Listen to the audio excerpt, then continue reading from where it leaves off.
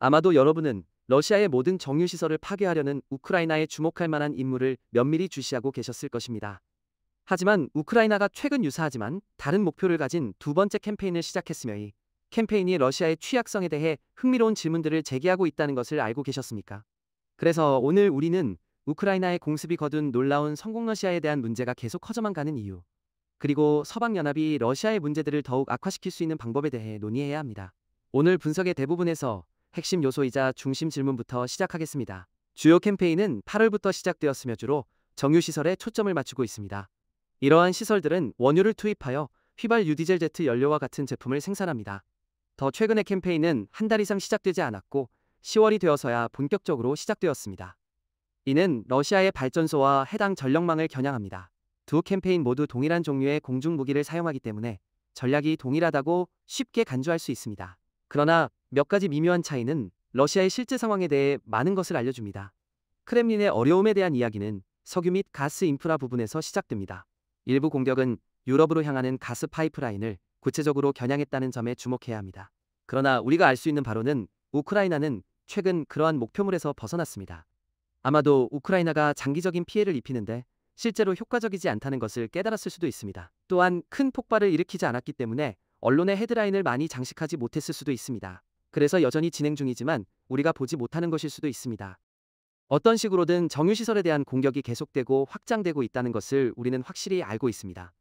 그리고 제가 이 캠페인의 지속적이고 확장되는 측면에 대해 몇 달 동안 언급해왔다는 것을 알지만이 캠페인이 지속될수록 우리는 그 결과에 대해 더 깊이 생각할 필요가 있습니다.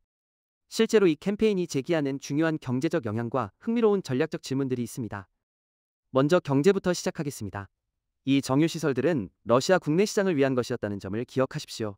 따라서 국내적으로 이 캠페인의 목적은 연료 부족을 초래하여 시민들의 불만을 야기하고 모스크바 거리에서 시위를 불러일으키는 것입니다.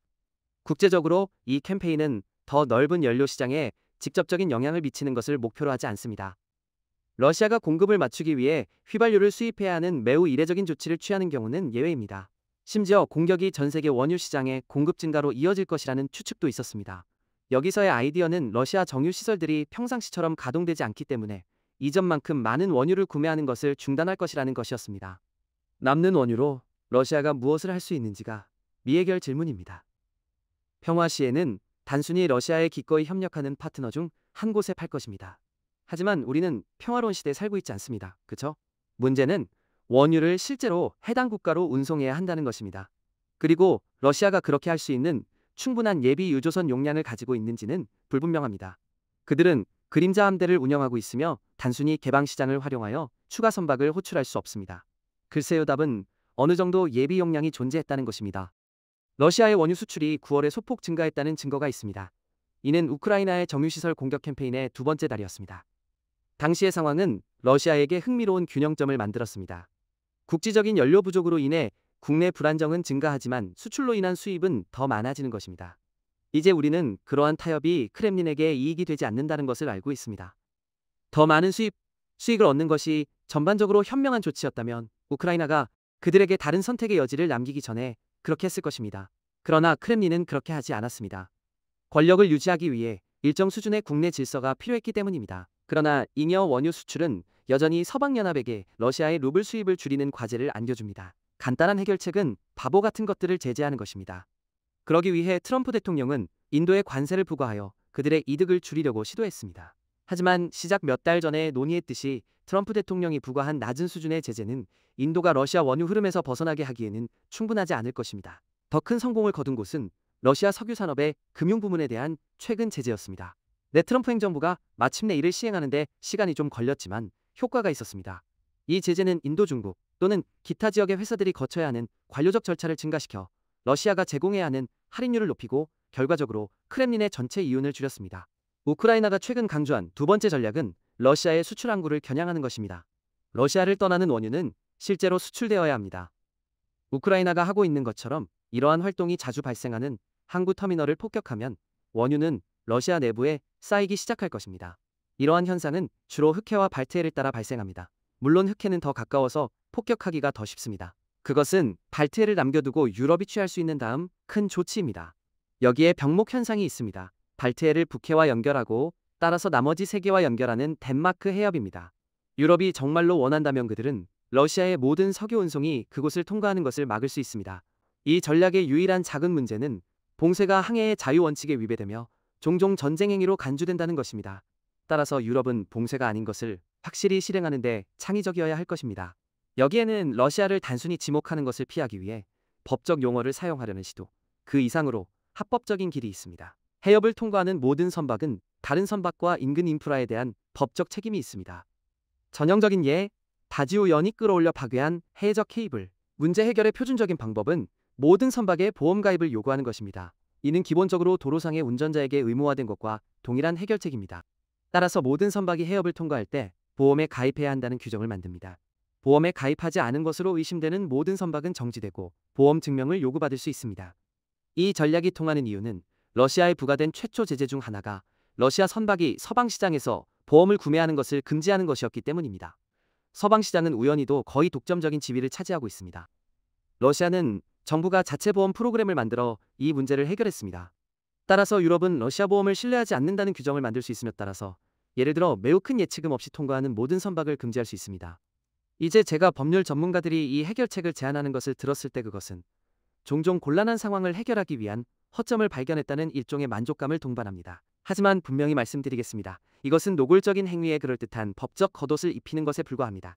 그 본질은 변하지 않습니다. 크렘린은 이 법적 책략을 설득력 있다고 생각하지 않을 것입니다. 그리고 그것이 확실하지 않다면 마지막으로 국제법이 러시아가 무언가를 하는 것을 막은 것이 언제였는지 스스로에게 물어보십시오. 영리하든 아니든 궁극적으로 이 계획은 러시아 선박에 대한 사실상의 봉쇄입니다. 따라서 진정한 질문은 유럽이 보험 요건을 부과하는 것이 러시아와의 심각한 확대 조치로 이어질 것이라고 생각하는지 여부입니다. 그렇다면 유럽 수도들은 이 정책을 실행하는 것을 주저할 것이라고 장담할 수 있습니다. 그것은 기본적으로 전쟁 내내 다른 어떤 심각한 조치와도 비슷한 이야기입니다. 하지만 만약 그것이 러시아에게 불편함을 주어 크렘린이 그림자 함대의 상한선 가격으로 거래하라고 명령하고 그 유조선에 대한 서방 보험 시장의 문을 연다면 그것은 승리입니다. 이것이 푸틴이 무너질 시나리오가 아님을 기억하십시오. 하지만 러시아는 징집병들에게 급여를 지급하기 위해 현금이 필요합니다.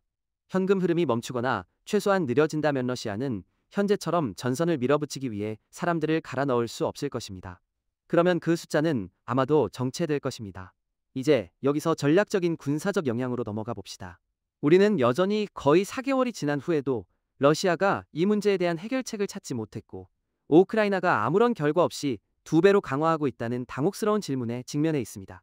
사실 이 비디오가 전력망을 목표로 하는 전환에만 초점을 맞춘다면 러시아가 정유시설에 대한 위협을 인지하고 민감한 자산을 보호하기 위해 방공 시스템을 재배치했다고 의심할 수 있습니다.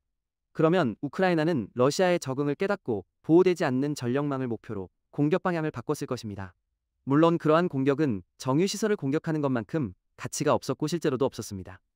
우크라이나가 애초에 정유시설을 목표로 삼은 이유는 지상에 엄청난 폭발 가능성이 있었기 때문입니다. 따라서 우크라이나가 시설에 작은 폭발물을 보낼 수 있다면 심각한 피해를 입힐 수 있었습니다. 반대로 발전소와 전력망은 많은 폭발을 일으키지 않으며 수리하기가 더 쉽습니다. 게다가 전기는 종종 시스템의 다른 곳에서 오해될 수 있어 러시아 경제에 대한 전반적인 영향을 줄입니다. 하지만 그런 일은 일어나지 않았습니다. 우크라이나는 정유시설 전선에서 공격 속도를 계속 유지하고 있습니다. 그들은 이미 하고 있는 일 외에 2번째 캠페인을 추가하고 있습니다. 그래서 무슨 일이 일어나고 있는 걸까요? 글쎄요, 우리는 전쟁의 안개 속에 살고 있으므로 명확한 답을 기대하지 마십시오. 하지만 몇 가지 가능성을 제시해 보겠습니다. 가장 단순한 설명이자 가장 가능성이 낮은 설명부터 시작하겠습니다. 8월에 미국이 러시아의 방공 시스템을 피하는 방법에 대한 정보를 우크라이나에 제공하기 시작했다는 것을 기억하십시오. 그것은 키이우에게 드론과 미사일을 만들어 러시아로 발사하는 것이 좋은 생각이라고 설득한 것으로 보이며 따라서 우리는 정유시설 캠페인을 갖게 되었습니다. 아마도 우크라이나는 처음에는 새로운 정유시설만이 투자할 가치가 있다고 계산했으며 따라서 정유시설이 폭격할 가치가 있는 유일한 목표였습니다. 하지만 그 후 키이우는 그 전선에서 성공을 거두었고 미국의 정보가 너무 좋았기 때문에 목표물에 명중할 확률이 생각보다 높다는 것을 깨달았으며 그 후 캠페인을 덜 가치 있는 목표물로 확장했습니다. 이것에 대한 일부 증거는 대부분의 공격이 국경 바로 옆에서 일어나는 방식에서 볼 수 있습니다. 마치 우크라이나가 목표가 평범한 전력시설에 불과할 때 미사일이나 드론을 장거리로 날려 격추될 위험을 감수할 가치가 없다고 생각하는 것처럼 말입니다. 실제로 장거리 목표물 중 약 절반은 모스크바의 광범위한 전력망을 겨냥했는 데에는 정치적으로 예외가 될 만큼 중요하다고 계산할 수 있습니다. 제가 이것이 답이 아닐 것이라고 장담하는 이유는 우크라이나가 노력을 강화하는 데 2달 이상을 기다렸기 때문입니다. 우크라이나는 과거에 다른 기회들을 탐색하는 데 거의 주저하지 않았으므로 키이우가 전력망을 실험하는 데 너무 오래 걸렸다면 이상할 것입니다. 두 번째 가능성은 우크라이나가 공격 무기 생산을 확대했다는 것입니다. 이것은 어느 정도는 거의 확실히 사실이며 특히 플라밍고 드론이 등장했을 때 더욱 그렇습니다. 미사일 잉여의 더 흥미로운 측면은 러시아가 우크라이나의 생산시설을 공격하는 데 매우 형편없었다는 것을 의미할 것이라는 점입니다. 러시아도 유사한 공습 캠페인에 참여하고 있다는 것을 잊지 마십시오. 아마도 부분적으로는 우크라이나가 개발한 방공 시스템과 관련이 있을 것입니다. 그러나 가장 매력적인 가능성은 러시아가 이 캠페인 시작 당시보다 단순히 방공 시스템을 덜 가지고 있다는 것입니다. 다시 한번 미국은 러시아의 방공 시스템을 피하는 방법에 대한 정보를 우크라이나에 제공하고 있습니다. 따라서 미국이 우크라이나에게 러시아 방공 시스템의 정확한 위치를 알려주고 있다고 추론하는 것이 합리적입니다. 우크라이나가 제한적인 공격 패키지를 가지고 있다면 방어 시스템을 완전히 피하는 것이 합리적일 것입니다. 뒷문으로 갈 수 있는데 왜 요새를 통과하여 싸워야 합니까? 하지만 갑자기 폭탄이 많이 생겼다고 상상해 보십시오. 그러면 아마도 방공 시스템을 적극적으로 찾아 나서는 것으로 전환하고 싶을 것입니다. 물론 미사일과 드론의 상당 부분을 그 방어 시스템에 잃을 것입니다. 정면으로 공격하여 그들의 일을 매우 쉽게 만들어주는 것입니다.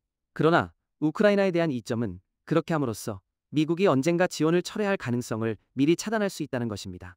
또한 미국의 정보가 정확하지 않을 때마다 주요 캠페인에서 미래의 실패를 줄일 수 있습니다. 서방연합에게는 더 넓은 분쟁이 발생할 경우 러시아가 필요할 방어 유형을 직접적으로 약화시킵니다.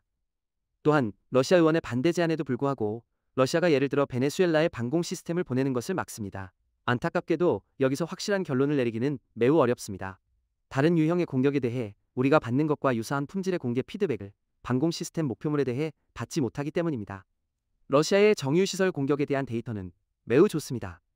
폭발이 매우 크고 일반 러시아인들은 텔레그램에 비디오를 게시하여 서방의 피해 평가를 기꺼이 제공하기 때문입니다. 저는 이 지도가 거의 포괄적이라고 생각합니다. 완전히 포괄적이지는 않더라도 말입니다. 전력망 공격에 대한 아이디어는 꽤 좋습니다. 이 또한 일부 폭발을 일으키고 러시아 일부 지역의 전력을 끊기 때문입니다. 하지만 저는 이것이 전력망 공격의 전체라고 확신하지 않습니다. 어떤 경우든 러시아 방공 시스템 공격에 대한 좋은 데이터를 얻는 것은 환상일 것입니다. 폭발은 작고 방공 시스템은 허공에 있을 수 있습니다. 물론 우크라이나가 특정 시스템을 파괴했다는 불일치 않은 보고서를 받습니다. 하지만 이것이 임의로 발생하는 것인지 아니면 대부분 관찰되지 않는 더 큰 전략의 일부인지 분석하기는 매우 어렵습니다. 하지만 여기에 철학적인 질문은 없습니다. 방공 시스템이 공격을 받았는데 텔레그램에 게시할 사람이 없다면 그 방공 시스템은 실제로 공격을 받은 것일까요? 물론입니다. 저는 장담합니다. 왜냐하면 다음 공습에 대비하여 내일 그 자리에 없을 것이기 때문입니다. 그리고 저는 이 모든 것을 지도에 표시할 수 있는 것보다 더 바랄 것이 없습니다. 선은 잊으십시오. 이제 X 표시를 사용할 것입니다. 하지만 우리는 여기서 방공 시스템에 무슨 일이 일어나고 있는지 알지 못합니다.